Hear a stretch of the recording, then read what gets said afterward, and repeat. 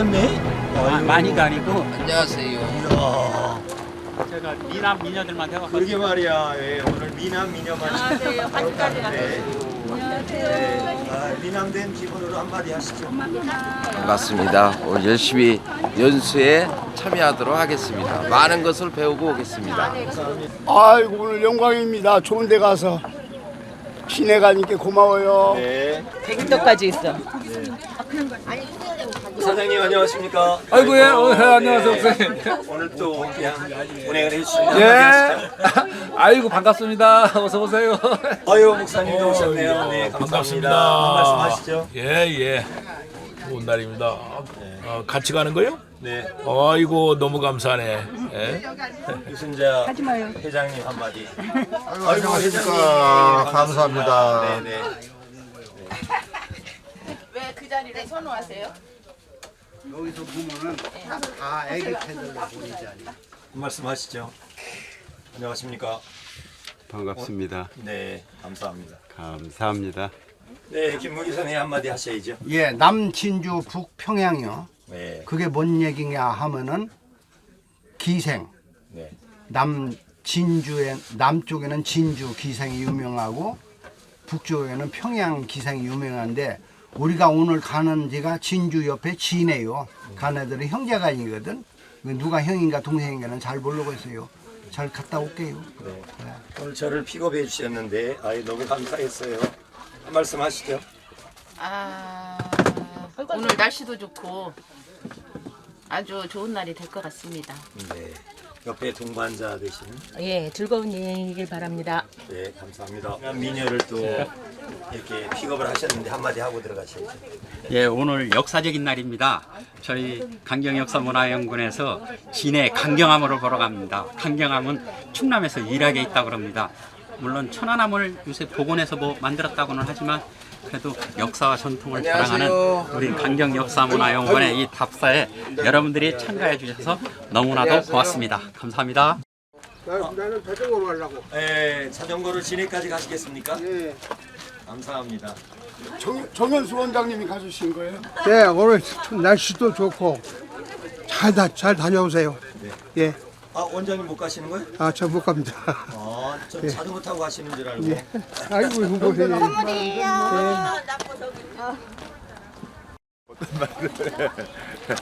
진해까지 가는데 일찍 도착해가지고 고맙습니다. 잘 다녀오겠습니다. 네, 회장님 한 말씀 하시고. 예.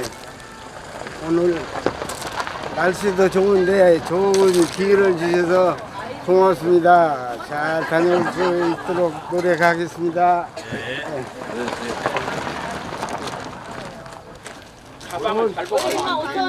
선생님 요거 받아가세요. 안녕하세요. 황원재 선생님. 뭘 또 한몫 하시는 거예요? 2만 5천원인데 오늘 2만 원만. 2만 원만 내시면 가져가실 수 있대요. 이만한데 이거.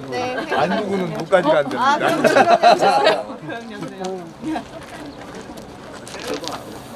한발 걸치면 다 알아.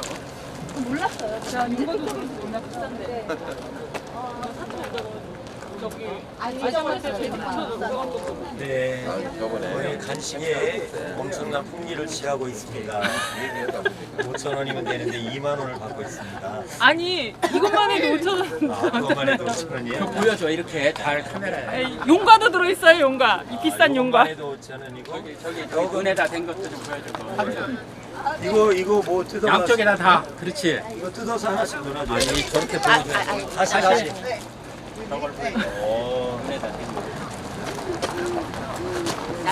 그래서 도난 같습니다. 네, 한 말씀 하시고. 잘 다녀오십시오. 아, 못 가시는 거예요? 가셔야 되는데 가세요.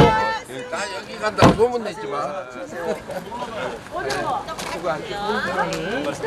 아이고 반갑습니다. 어서 오십시오. 어서 오세요. 안녕하세요. 오늘은 패션이 달라졌네. 오늘은 캐주얼하게 많이 어디도 하나 드릴 수 있어요. 저기. 어디요? 이쪽에서. 어디 돈이야? 아니야. 내 마음이야. 네 2만 원이요. 떡만 드릴 수 있어요. 여기 이장 씨 떡. 안 가셨어요? 줘볼까요? 좀 잘 좀 다녀오시고. 여기. 줘볼 겁니다. 잘 좀 다녀오시고. 아, 여자님 잘 좀 다녀오시고. 안녕하세요. 오늘 맡고 있어가지고. 이거 한 말씀 하고 가시죠. 잘 감사해요. 드디어 네, 원장님이 등장하셨습니다. 네, 원장님. 아이고, 고맙습니다. 여기 한 말씀 하시래요. 아, 다들 감사합니다. 이렇게 오셔서. 네. 오셨는데 영광에 한 말씀 하고 가셔야 됩니다. 네. 한 말씀 하시고. 부채가 더 반가워. 예. 오랜만에 가는 우리 도슨트 견학 잘 다녀오겠습니다. 안녕하세요.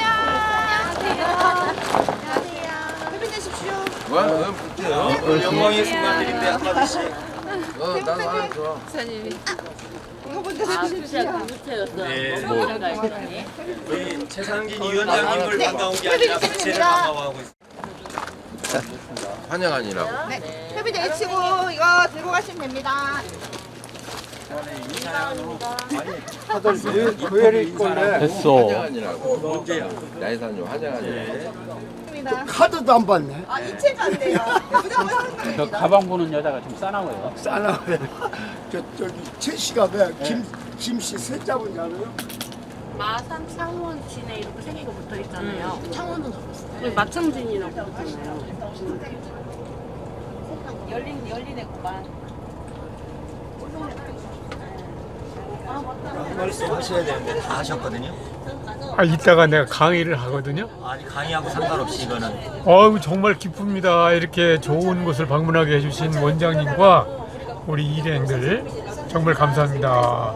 선생님들 이렇게 하면 너무 힘드니까 목욕차를 불러요. 우리 목욕차를 불러요. 이래서 자기는 그게 목욕차를 마음에 안 든다고 안 한다고 일주일에 한 번인가 일주일에 두 번인가 여름에는 2번씩 한대요. 네. 땀나서 물러서. 목사님 수고하세요. 그냥 샤워로 아니면 네, 그냥 다 밀어줘야 돼. 말도 안 돼. 그거 다 어떻게 해? 네 마지막 주자 김하복 여사가 등장하고 있습니다. 주인공은 늦게 오는 거예요. 네. 자, 원장님 다녀오겠습니다. 감사합니다, 원장님. 안녕하세요. 네, 잘 먹겠습니다. 안녕하세요. 네, 저희들이 2023년 문화재 생생사업의 일환으로 도슨트 교육의 일환으로 선진지 견학을 하게 되어 있는데요. 오늘 많은 분들이 참석해 주셔서 감사드립니다. 지금 버스에 승차하신 분들은 기사님 포함해서 28명입니다. 네, 그래서 역대로 제일 많이 가시는 것 같고, 더구나 오늘 오시는데 보니까 눈빛이 초롱초롱해서 아마 배우자는 의지가 아주 강한 것 같습니다. 감사드립니다. 그 다음에 오늘 저희들 안전을 위해서 운전을 해주실 분은 늘 고생하시는 이갑주 사장님 잘 아시죠? 네. 큰 박수 한번 부탁드립니다. 자, 지금 강경읍장님께서 기타 500을 좀 준비해 주셨습니다. 그리고 정현수 원장님, 전 원장님 아까 바나나 우유를 가져오셔서 조금 이따 나눠드리겠습니다. 그 다음에 허영 이사님께서 자녀 결혼 때문에 고맙다고 금일봉 보내주셨고, 현 원장님께서도 금일봉 이따 보내주셨습니다. 그리고 나병구 이사님도 금일봉 좀 내주셨고, 이성환 이사님 어디 계셔요? 금일봉 늘 가실 때마다 식사도 술값도 내주시고 그러시더니 이번에는 금일봉 주셨습니다. 그 다음에 신청관광 이갑주 사장님께서도 또 금일봉 주셨습니다. 이 돈 다 모았다가 이따 오실 때 저녁에 아주 푸짐하게 대접해 드리도록 하겠습니다. 오늘 일정과 보고 안내 기타 주의사항은 우리 원장님께서 말씀해 주시도록 하겠습니다. 안녕하세요. 아침 식사 하셨나요? 일찍 나오시느라 이렇게 고생 많이 하셨고, 오늘은 정말 뜻 있는 날입니다. 진해 우리 강경함도 보고, 그리고 또 진해의 그 테마 근대 역사거리를 이렇게 보시는데 아마 상당히 보람된 날이 될 거예요. 오늘을 위해서 정말 오늘은 여러분들이 날이에요. 잘 모시겠습니다. 집행부에서 여러분들 잘 모시기 위해서 점검하고 또 점검하고 아주 열심히 준비를 했는데 혹시라도 잘 모실지 걱정이 됩니다만은 가시다가 불편사항이 있으시면 말씀하시면 그때그때 저희들이 잘 모시도록 노력을 할게요. 오늘을 위해서 수고한 분들이 계셔요. 우리 기 실장님, 또 사무국장님, 특히 우리 안혜숙 부장이 굉장히 고생을 많이 했거든요. 조금 전에 또 저희들한테 또 도움 주신 분들 계시네요. 수고하신 분들에다 다시 한번 박수 드릴까요? 감사드립니다. 정말 오늘은 보람되고 재미있는 그런 시간이 될 수 있도록 해주셨으면 좋겠고, 계제 제가 다시 마이크 잡기보다는 몇 가지 좀 오늘 가시는 일정에 대해서 말씀을 좀 드릴게요. 먼저 강경함을 보시게 될 겁니다. 이 강경함은 지금 마침 수선하려고 육지에다 올려놨어요. 그래서 강경함과 동쪽 함정을 동급 함정을 보시게 될 거예요. 그리고 승선은 아직은 어렵고, 또 강경함을 보실 분들은 우리 진해 해군 기지에서 최신의 해군 함정을 안내를 해드리겠다고 이렇게 말씀이 계셨거든요. 기왕이 보시면 저 나눠드린 유인물에 강경함에 대해서 자세히 이제 기록이 된 유인물을 나눠드렸는데, 그거 그냥 보지 마시고 제 얘기를 그냥 들으세요. 대한민국 해군은 그 육지에서는 지리가 있잖아요. 근데 바다에서는 기리가 있습니다. 마치 육지의 지리와 똑같은 그런 그 폭발물인데, 이게 개석이 이제 점증하고 여기에 대한 기술이 늘다 보니까는 우리도 이를 대응하기 위해서 함정을 만들자 해서 가장 첫 번째로 만든 함정이 바로 강경함입니다. 이는 외국산 기술도 전혀 들여오지 않고 순수한 국내 기술로 만들었어요. 그리고 어떻게 해서 1986년도에 만들었는데 86년 8월 달에 강경함이라고 최초로 명명을 했어요. 그래서 이 함정을 운영을 해보니까 너무 효과가 좋은 거예요. 더 만들자 해가지고 우리 기술로 9척을 만들었습니다. 강경함까지 포함해서 강진함, 고령함, 김포, 고창, 강화, 금산, 양양, 웅진. 여러분들 보시면 읍단위는 없죠. 다 군단이죠. 군단위의 함정은 있는데, 그리고 가장 먼저 강경함을 먼저 만들었다는 이런 말씀을 드리고요. 길이 한 발이면 바다 위에는 수상함이라든지 그리고 잠수함 같은 경우는 크게 타격을 입힐 수 있답니다. 그래서 우리 강경함이 재원에 대해서 말씀드릴게요. 톤수는 511톤이에요. 전장 50m입니다. 길이가. 그리고 폭은 8.31m이고요. 속도는 최대 14노트까지 달릴 수가 있어요. 그래서 승조원은 40명이 승조원으로 될 수 있고요. 거기에 무장은 20mm 한 포, 보이스 슈나이더 추진기. 보이스 슈나이더 추진기라는 것은 되게 함정은 뒤에 프로펠러가 달려서 이렇게 달리잖아요. 그 프로펠러를 움직일 수가 있습니다. 움직일 수 있어가지고 미세하게 방향을 돌릴 수 있는 그런 추진기를 가지고 있고요. 그리고 기계 소해하는 그 장비하고 그 무선 길이 파기하는 게 있고, 선체 고정 소나라는 것은 바다 안에 있는 적들의 함정을 파악할 수 있는 건데, 그 사이스컨 소나하고 두 개를 가지고 있기 때문에 굉장히 함정으로서는 그 좋은 그런 함정이다 이렇게 말씀을 드리고요. 우리 강경함은 소해함인데 이 기류를 찾아내는 데는 자성으로 찾아냅니다. 자력으로. 그래서 이 배를 철선으로 만들지를 못했어요. 그 FRP라든지 섬유 강화 유리라든지 그리고 플라스틱으로 이렇게 만들고, 가급적이면 철을 최단으로 주해서 만드는 아주 대단한 그런 함정입니다. 그래서 이 자성체를 가지고 들어가면은 엄청난 문제가 생기기 때문에 철저히 자성체에 대해서는 그 단속을 하고 있고, 심지어는 그 함정 승무원들이 조림을 가지고 들어가더라도 10개가 반입이 됐다. 그리고 먹고 나서 10개를 다시 회수를 합니다. 이런 정도로 철에 대한 반응이 굉장히 그리고 함정 위치라든지 이걸 자동으로 파악할 수 있도록 하는 자동 식별 장치가 있어가지고 다른 함정은 파도라든지 바람 그리고 조류의 영향을 받지만 이 강경 함정은 그런 영향을 받지 않는 그런 상당히 좋은, 그리고 배가 크게 할 필요가 없어요. 우선 전쟁이 먼저 터지면 길이를 먼저 찾아다니면서 먼저 나가서 길이를 제거하고 그리고 다른 이제 전투함이 나가서 이제 싸우게 되는 거죠. 오늘은 코스가 이게 코스로 다니게 됐어요.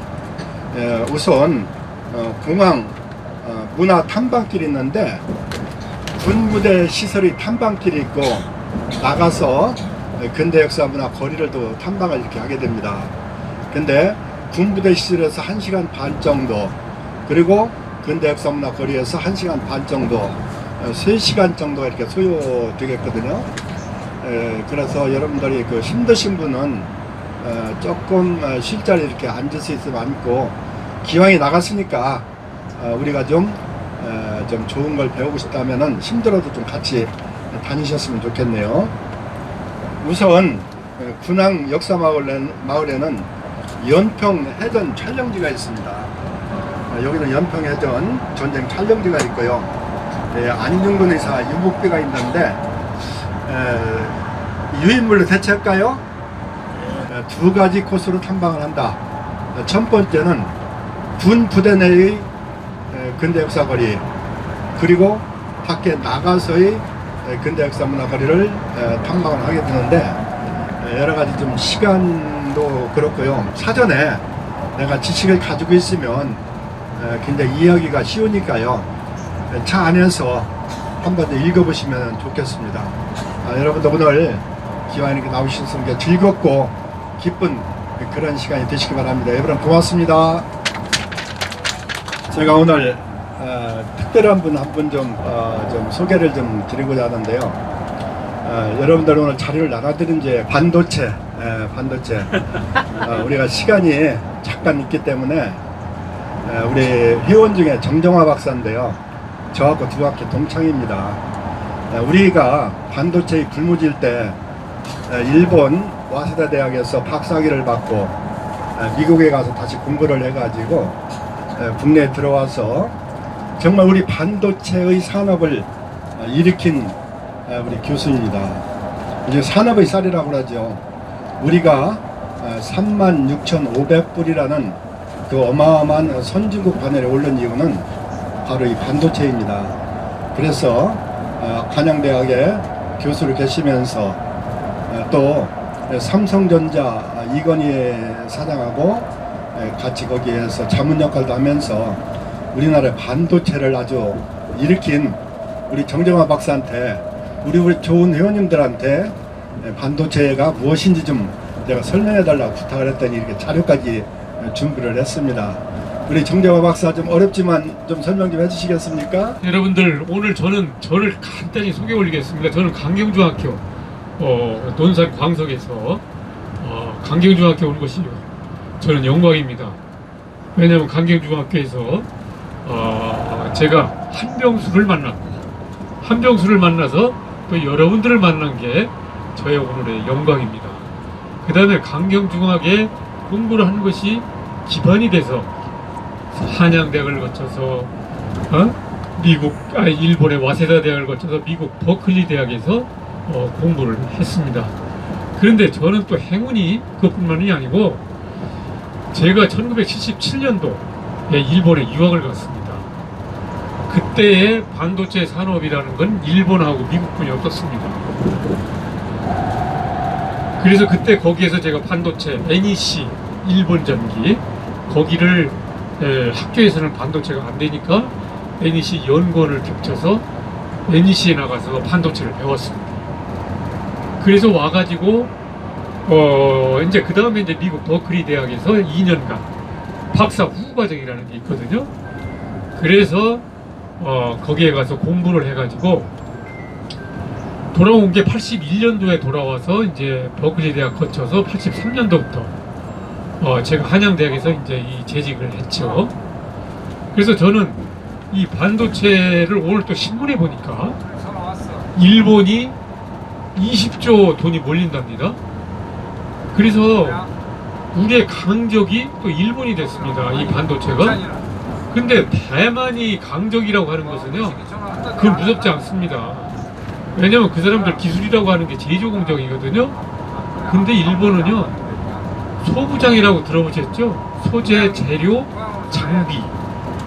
반도체를 만들려면 우선 연장이 좋아야 되지 않습니까? 재료가 좋아야 되고. 그런 점에서 일본이 뭐 말도 못하는 선진국이고 원천 기술 갖고 있는 나라이기 때문에 나는 오늘 조선일보의 그 신문을 보고서 아주 놀랐습니다. 제가 또 일본에서 공부를 했고 제가 5년간 있었습니다. 일본에서.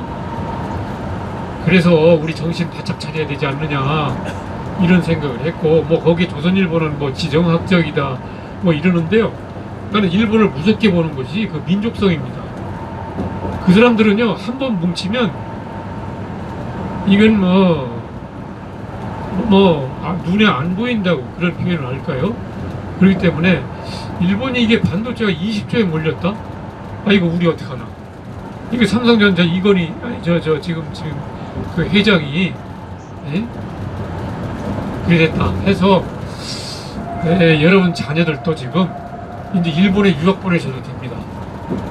저처럼 행운을 저는 모르고 갔습니다만은, 이제는 일본에, 그런데요, 미국이라는 나라가 뭐 그 얘기는 이건 사족입니다만 그렇게 크게 나오지는 않습니다.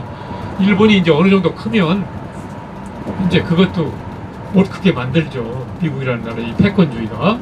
그런데 하여튼 어제까지나 일본이 우리한테 강제로 다가온 건 틀림없습니다. 그래서 이제 저는 돌아와서 한양대학 교수를 하면서 또 제가 영광인 것이 이건희 회장과의 만남입니다. 1997년부터 2년간 그 이건희 회장과 뭐 자주 만나지는 못했죠. 또 그 양반이 과묵해서 한마디 던지고는 그게 무슨 스님한테 화두 받는 격입니다.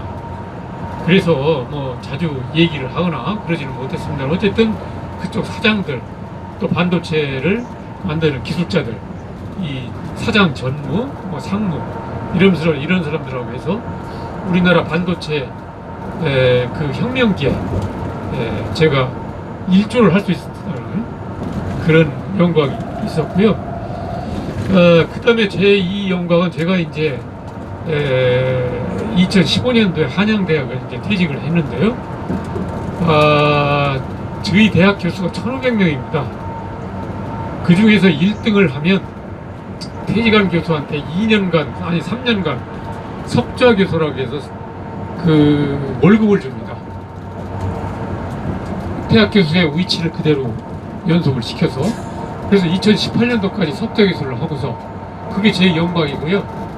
그 다음에 이제 그러니까 미국 정부하고 중국 정부에서 영주권 주겠다고.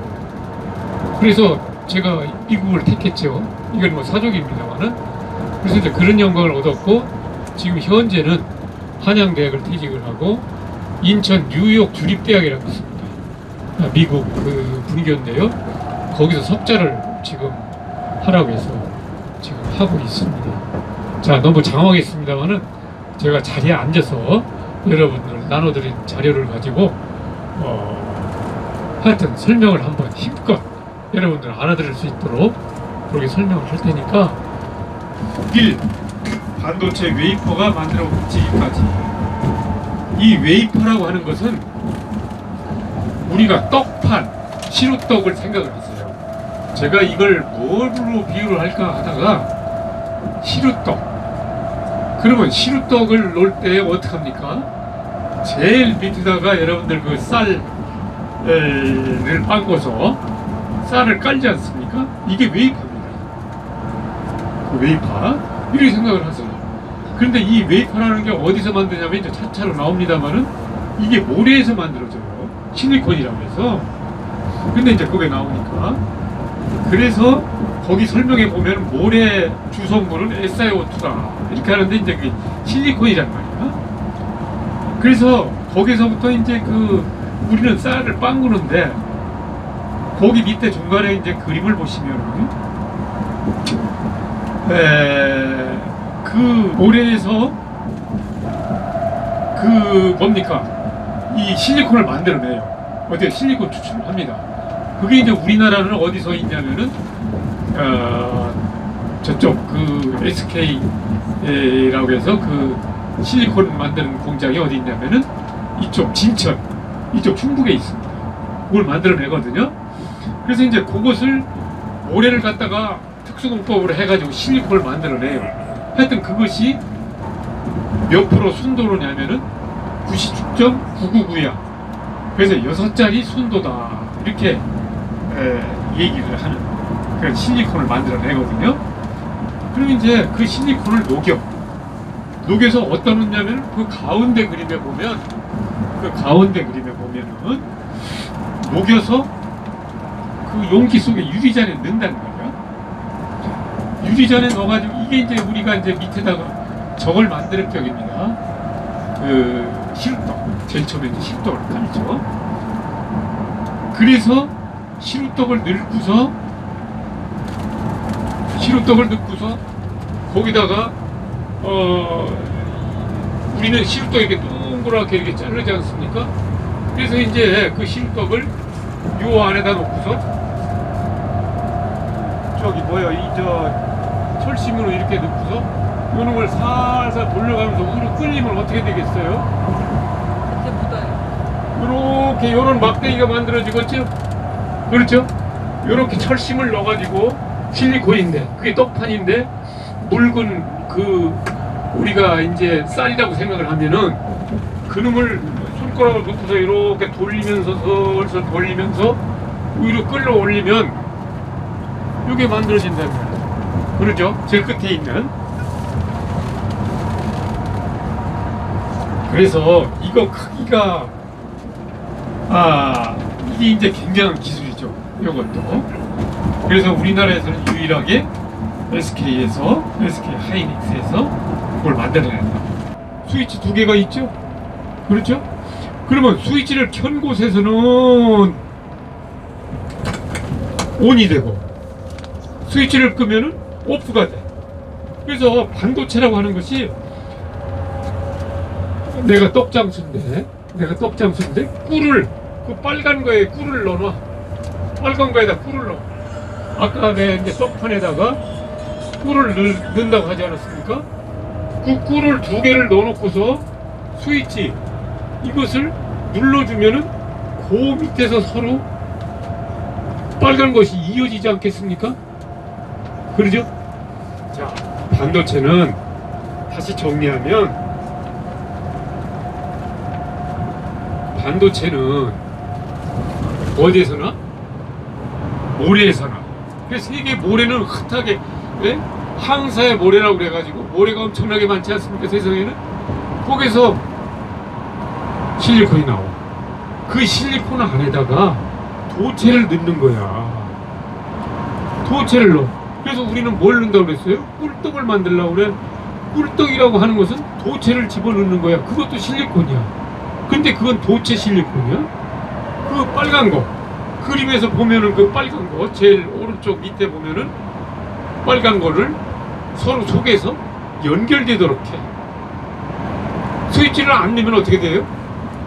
이때는 부도체가 돼. 트랜지스터가 전기가 안 통해. 스위치를 넣으면 전기가 통해. 그래서 이진법이 된다는 말이야. 스위치를 넣은 걸 1로 보고 스위치를 안 넣은 걸 0으로 보고. 반도체 하면 뭐냐? 떡시루에 꿀떡 만드는 거야. 이게 제일 그게 이제 유식하게 반도체 용어로 얘기하면 뭡니까? 웨이퍼야. 웨이퍼 위에 도체 만드는 거야. 트랜지스터야 이게. 이렇게 얘기하면 돼.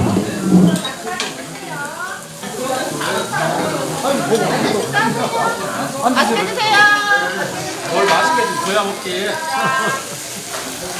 목사님, 왜 최초로 지역명을 강경으로 했다고 했잖아요. 근데 왜 강경을 했는지 이따가 질문하라니까. 왜 그 지역을 강경으로 했을까? 하나님한테 물어봐요. 강경 국가리라 했을까? 엄청나게 말해.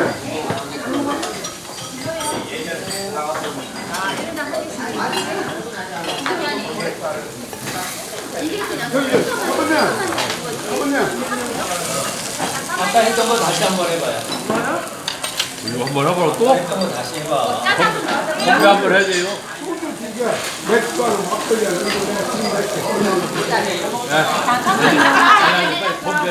부장님도 그냥 건배만.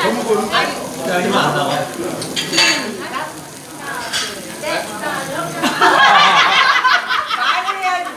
인정을 했다. 아니. 저기에 제가 한번 해볼게요. 김종필 총리가 잘 쓰시는 마음이 있어요. 지화자 하면 좋다 하세요. 지화자!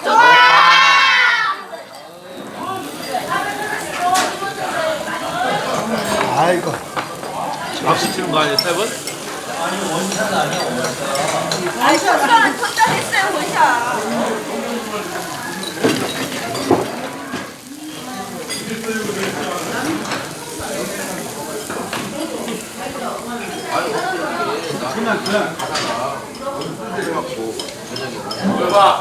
보여봐. 기박파. 너는 끝까지냐?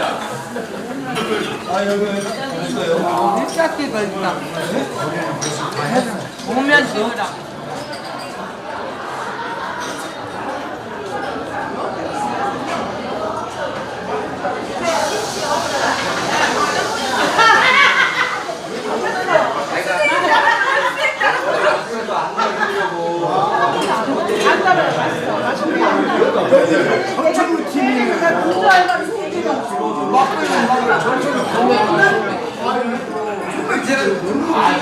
여기서 진해까지 찾아주셔서 감사하고 여러분들 그 진해 부대 방문을 환영합니다.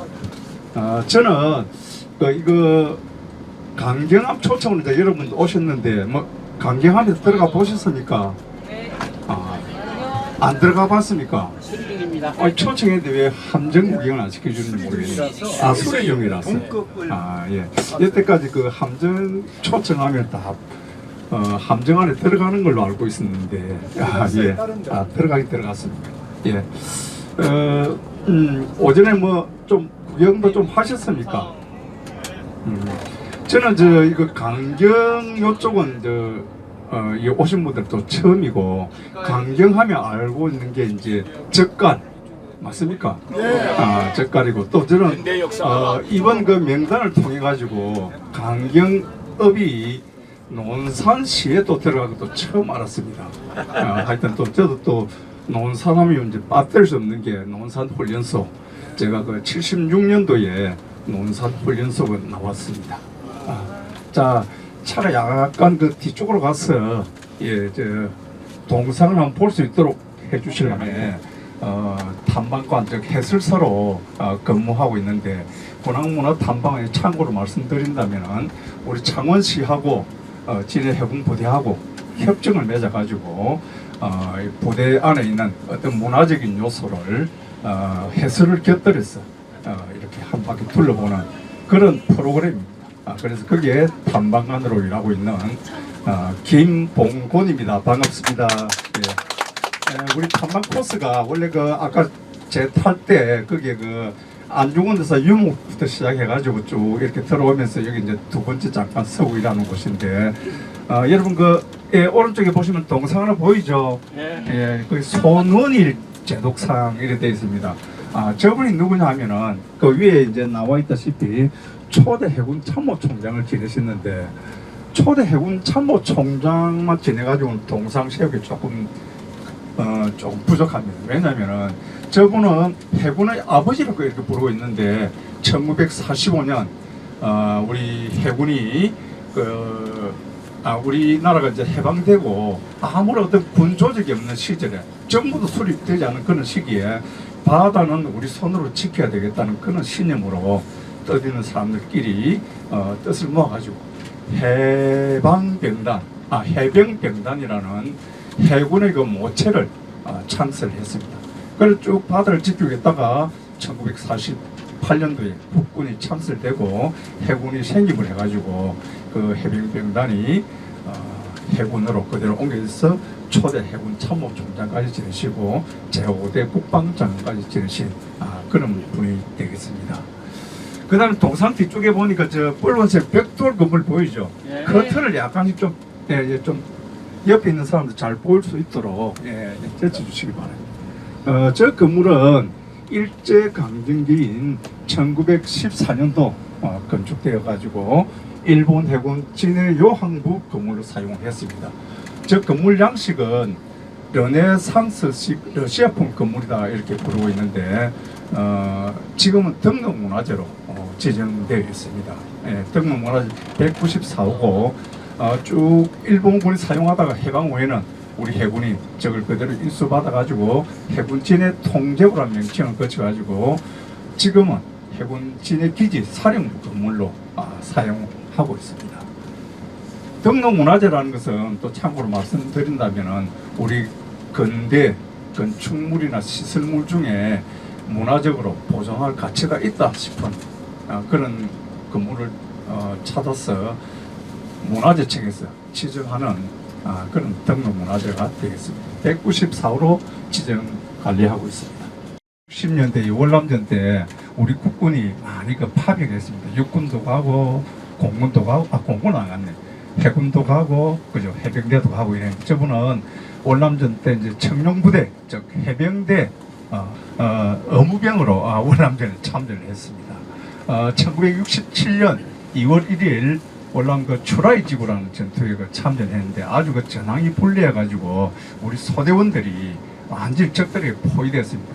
많은 부상병도 생기고 이래서 저번에 이제 의무병이니까 부상당한 소대원들 치료도 하고 또 탈출하도록 의무 사격도 해주고 도와준 다음에 자기 혼자 그렇게 남게 됐습니다.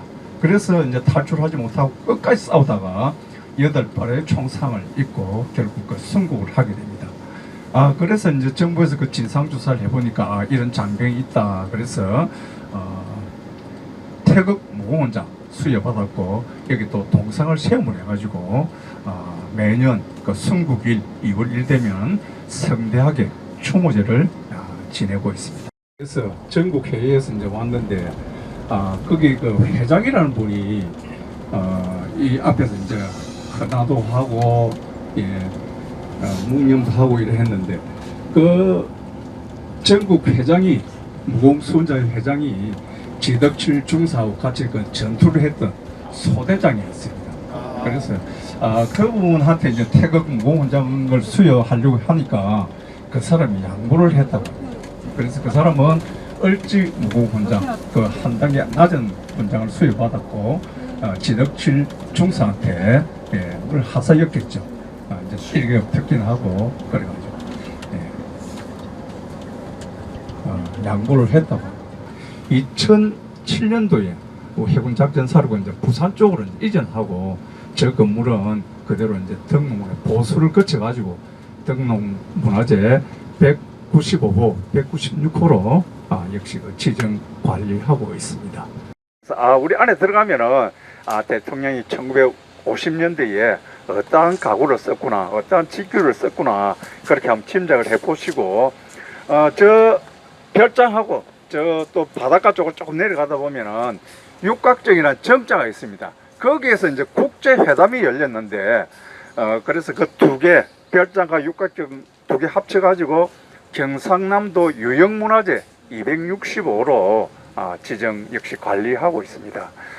국제회담이 열렸다는데 언제 열렸냐면은 1949년도 우리나라 정부 수립 1948년도인데 약 1년 뒤 1949년도 8월 8일 날 장개석 총통이 우리 한국에 방문했는데 경무대로 안 가고 바로 이곳에 별장에 오셔가지고 국제회담을 했습니다. 그 한중우호 기념으로 여러분 그 왼쪽에 보니까 그 쐐기둥 하나 받쳐놓은 거 보이죠? 그 기념 식수를 하나 했는데 우리 아시다시피 요 남쪽은 태풍이 통납니다. 엄청난 바람이 붑니다. 태풍 매미 2003년도입니까? 그때 저 나무가 뿌리째 뽑혀가지고 이제 고사해버리고 동일 수종으로 역시 심어놨는데 잘 크다가 그 뒤에도 몇 번의 태풍이 의해가지고 흔들리고 이래가지고 저렇게 쐐기둥으로 이제 받치고 와이어로 당기고 이래가지고 버티고 있습니다.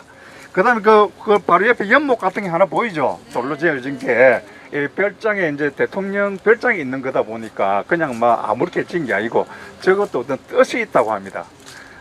약간 길쭉하면서 약간 한쪽으로 튀어나온 모양이니까 저게 이제 우리나라 지도 모양을 본떴다고 합니다. 추상적이긴 하지만은 그런 것 같아요. 그래서 돌다리 저거는 뭘 뜻하는지 다 알겠죠? 예, 휴전선을 뜻합니다. 우리 대통령께서 이제 평소에 그 산책을 할 때 또 주변에 누가 있거나 하면은 야 우리 통일되면 꼭 저 다리를 없애자 그런 식으로 가끔씩 이야기를 했었는데 아직까지 저 돌다리를 없애지 못하고 있습니다. 성질 급한 우리 학생들 오면은 막 바로 이제 돌다리를 없애려고 내려가는 친구도 들어 있었습니다. 자, 지금 들어와 있는 이곳이 집무실 겸 응접실입니다. 그래서 집무를 보던 책상도 있고, 그죠? 우리 손님 접대하고 이렇게 한잔 마시는 소파 탁자 예에 있는 걸 보실 수가 있습니다. 다 그 대통령이 사용하였던 그런 집기류입니다. 그때 거예요. 그때 거. 예, 그때 거 맞습니다. 그래서 요 사자머리로 이렇게 조각된 거라든가 이런 거 다 대통령 근위를 나타내기 위해서 이런 식으로 조각을 했다. 그렇게 정해지고, 그 다음에 여기 보면은 그림이 하나 있는데 이건 이제 실 가지고 술을 놓은 수작품입니다. 그래서 이건 이제 누가 기증을 했냐면은 장개석 총통 그 부인 송미령 여사가 같이 오면서 그림을 기증을 했다. 송미령? 네, 송미령 여사. 네. 그 송미령 여사 그 세자매가 있는데 그 세자매 공부에도 중국의 그 어떤 근대 역사를 다 알 수 있다 할 정도로 아주 그 유명한 그 세자매가 되겠습니다. 저도 언뜻 봤는데 다 까먹었습니다. 박생강 화백이 그린 그 어동 그림이고 저쪽에 이제 친필입니다. 화라, 우나미로 되어 있는 거 호입니다, 그죠? 화목하고 절겨라 이런 뜻인 것 같고 옆에 호가 쓰여져 있습니다. 그 다음에 주자 무이산 후곡가 뭐 이승만 대통령께서 뭐 무이산을 좋아하셨는지 몰라도 중국의 그 5대 명산입니다. 명산이고 주자가 무이산에서 학문을 했습니다. 그죠? 주작을 완성하신 분인데 그 무이산이 그 아름다움이 마치 그 신선들이 사는 세계와 같다. 특히 그 정상에서부터 배를 타고 내려오면서 그 굽이굽이 도는 게 그 경치가 좋다고 하네요. 그래서 5대 명산에 들어갔겠어요. 중국에 좋은 산이 얼마나 많습니까, 그죠? 그래서 그걸 한시로 표현한 시가 되겠습니다. 그다음 침실에 한번 들어갈게요. 저기 대통령이 쓴 친필 아니죠? 친필 맞습니다. 그런데 이제 이건 아닙니다. 저 학산 손해일 선생이 쓴 글이 되겠습니다. 침대도 잠깐 들어갈까요?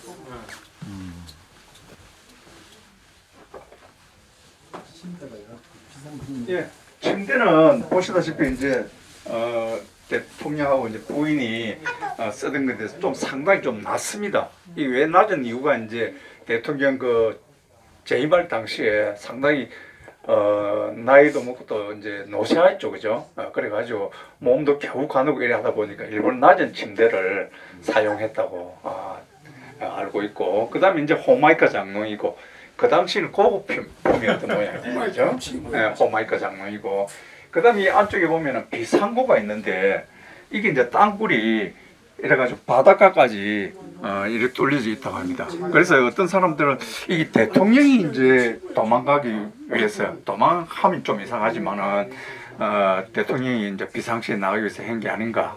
물론 이제 여기 별장을 만들었던 이유 중에 하나가 그거일지도 몰라요. 물론 경호상 임무도 있지만은 이건 이제 일본군들이 일제 강점기 때 일본 그 당시는 항상 전쟁 상황이니까 이렇게 이제 여기서 해가지고 무려 그 바닷가까지 이제 땅굴을 3개나 뚫어놨어요. 그래서 동쪽, 서쪽, 여기 지도 보면 나와 있죠, 그죠? 동쪽, 서쪽, 남쪽 이런 식으로 무려 그 3군데를 해가지고 그때 상황에 따라서 탈출할 수 있도록 이렇게 땅굴을 뚫어놨다고 합니다. 지금은 이제 폐쇄해놨습니다. 왜냐하면 그 동물들이 들어와가지고 이 별장을 그 훼손할 수도 있기 때문에 지금 막아놨습니다. 예. 우리 그 호기심 많은 친구들 꼭 들어가려고 합니다. 요 경호실장 방입니다. 경호실장 침실이고 장영조라는 분이었는데 저는 뭐 장영조에 대해서는 잘 모릅니다. 장영조라는 그 경호실장 방이고 옆에 있는 그 화장대가 그 대통령 부인 화장대입니다. 지금 어디 마땅히 둘 데가 없어가지고 아마 이 안에 나가는 것 같습니다. 경호실 요원방이 여기 있고 여기는 회의실입니다.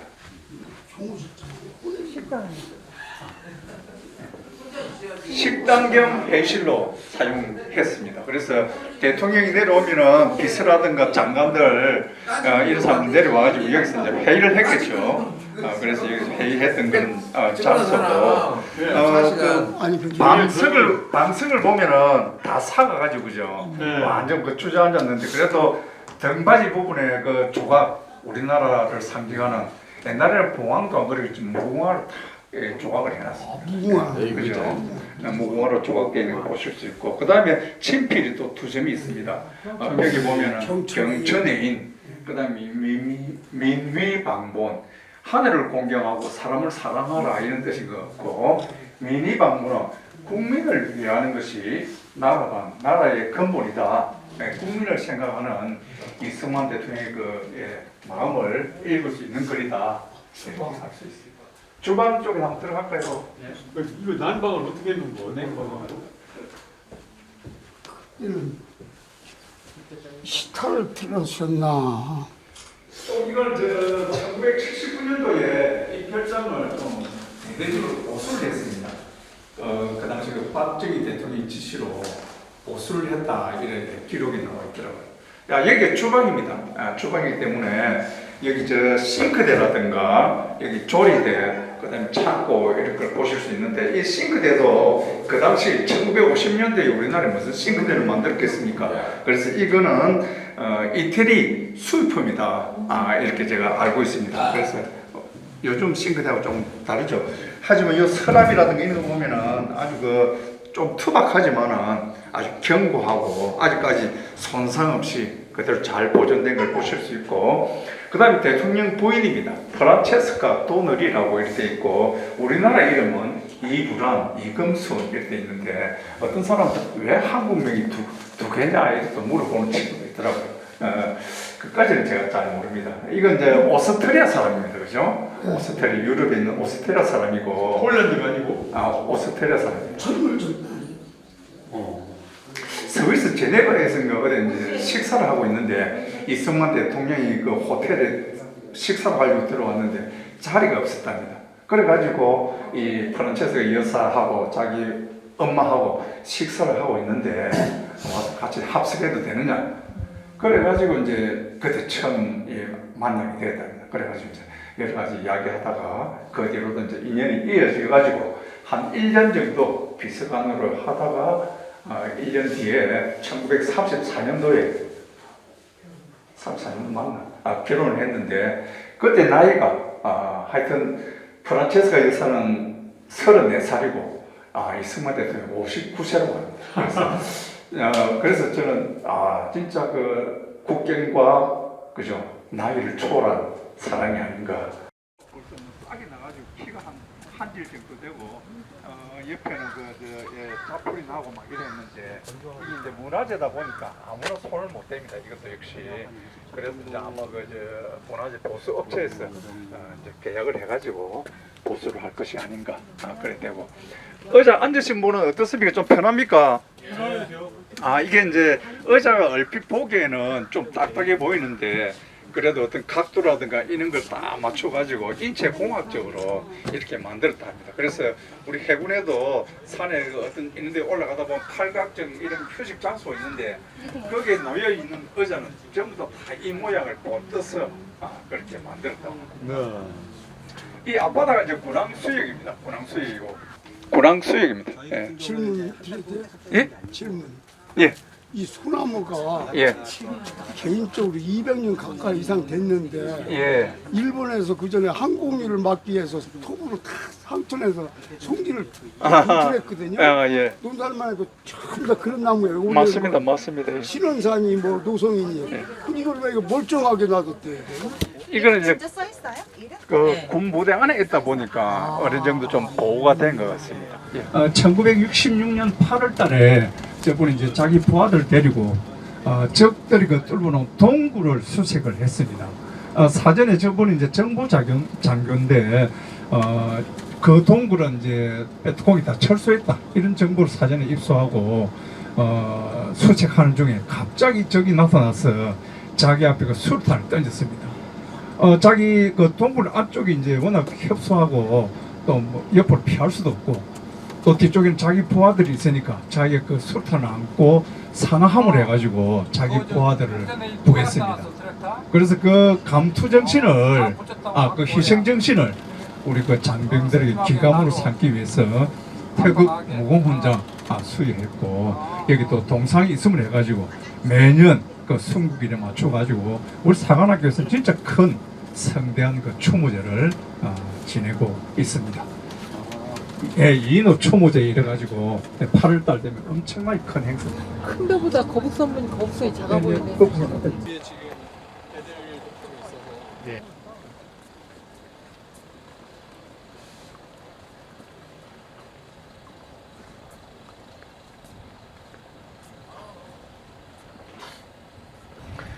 저쪽에 있는 거북선은 거북선 머리가 용머리식으로 이렇게 위로 올라와 있습니다. 우리 잠수함이 그 잠망경 있죠?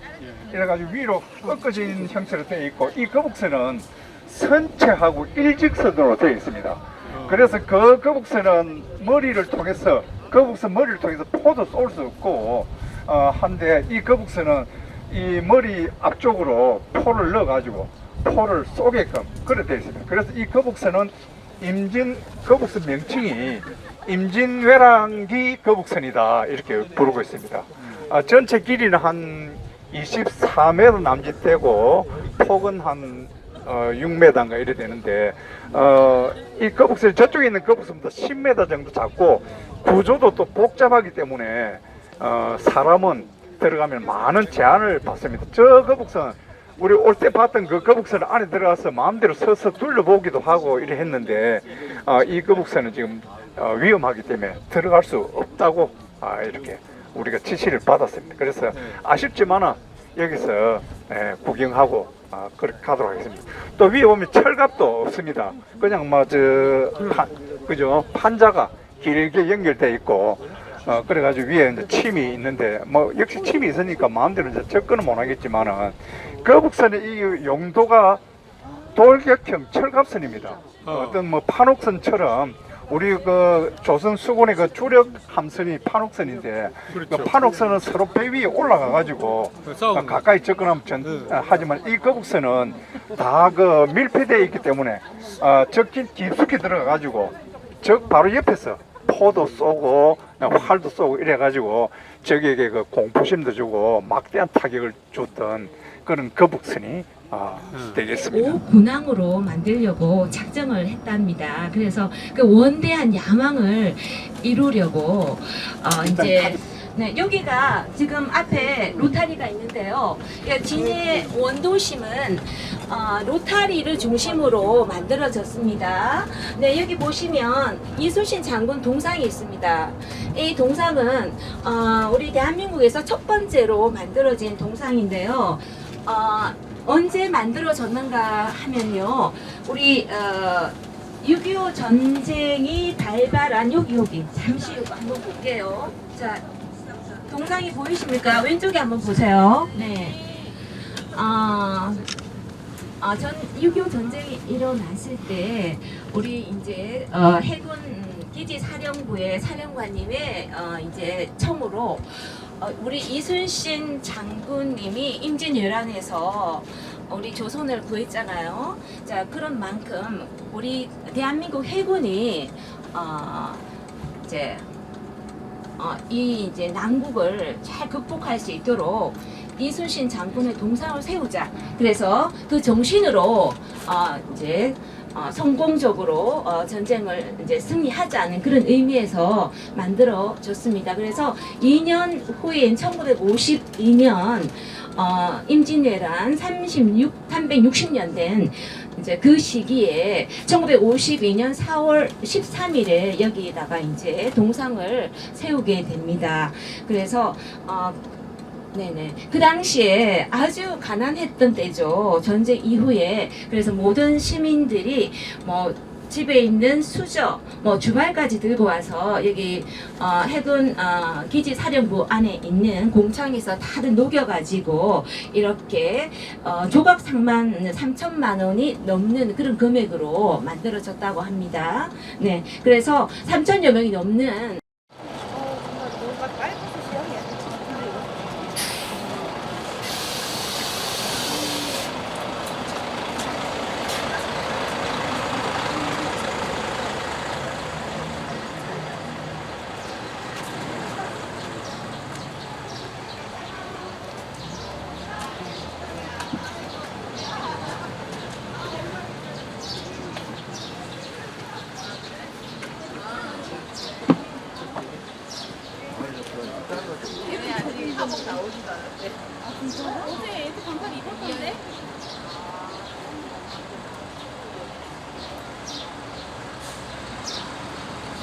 군함마을 역사관입니다.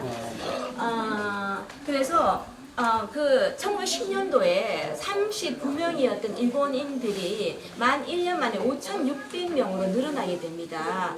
그래서 이제 그들이 뭐 다양한 사람들이 오게 됩니다. 뭐 건축가 15,000명이요?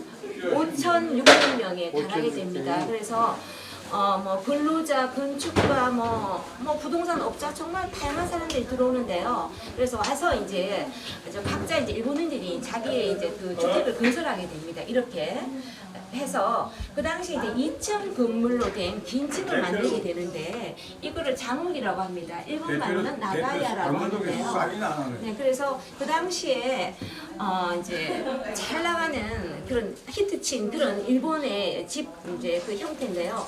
1층에는 이제 가게를 하게 되고 2층에는 이제 주인이 이제 숙식을 하기도 하고 또는 뭐 기수 이제 그 여관으로도 사용을 했다고 합니다. 네. 그래서 이런 집들이 줄비하게 있습니다. 지금 바로 이 지역인데요. 지금은 이제 주변을 둘러보시면은 많이 이제 리모델링을 하고 이제 구조를 바꿔서 이제 많이 볼 수는 없지만은 그래도 이제 이렇게 살펴보시면 걸어서 가다 보면은 2층 집이 많습니다. 이런 식의 집들이요. 집이 일종 거의 비슷할 때. 도시계획. 네. 그래서 최초의 계획 도시가 되겠습니다. 이 진해가 일본에 의해서 만들어진. 그래서 이 진해는요, 이 장복산을 뒤로 하고, 네, 그리고 이제 밑에는 이제 앞으로는 진해만을 아니 여기 농담.